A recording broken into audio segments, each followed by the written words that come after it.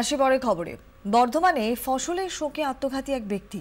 বাতারের কুলনগর গ্রামের ঘটনা। কালবৈশাখীর জেরে পাকা ধানের ক্ষতি হয়, এই অভিযোগটা করছেন পরিবারের লোকজন।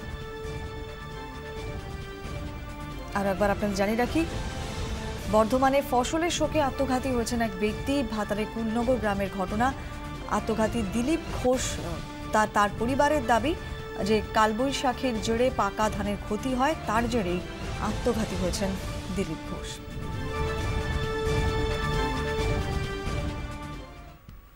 আসছি পরের খবরে। একটু জল পাই কোথায় বলুন তো? এ রাস্তায় এলেই মনে পড়বে অবাক জলপানের কথা। রাজারহাট নিউ টাউনের বিশ্ব বাংলা সরণি।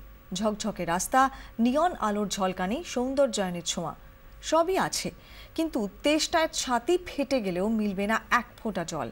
সমস্যার সমাধানে উদ্যোগী হয়েছে হিডকো কর্তৃপক্ষ।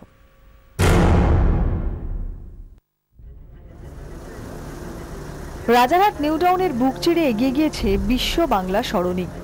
ঝকঝকে পিচের রাস্তা, হু হু করে ছুটছে গাড়ি। কাঠ ফাটা রোদ্দুরে গলা শুকিয়ে কাঠ। তেষ্টা মেটাতে দরকার এক বোতল জলের।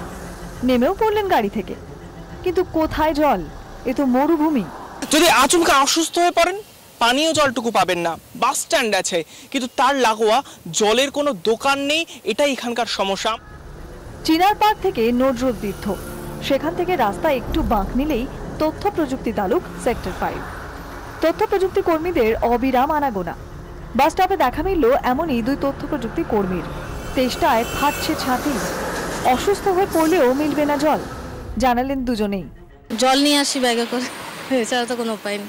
আর প্রচণ্ড জলেরও কষ্ট, মাঝে মাঝে তো এখন লোডশেডিংও হচ্ছে, সেটাও আমরা ফিল করছি। গরমে খুবই কষ্ট হয়, বাড়ি থেকে সব কিছুই মোটামুটি গুছিয়ে নিয়ে আসতে হয়। রাজ্যের তথ্য প্রযুক্তি তালুকেরই এই বেহাল দশা। নিউ টাউনের যাবতীয় উন্নয়নের দায়িত্বে হিডকো, কেন এই বেহাল দশা? আমাদের প্রতিনিধি নান্টু হাজরা দীর্ঘদিন ধরে নিউ টাউনকে হাতের তালুর মতো চেনে।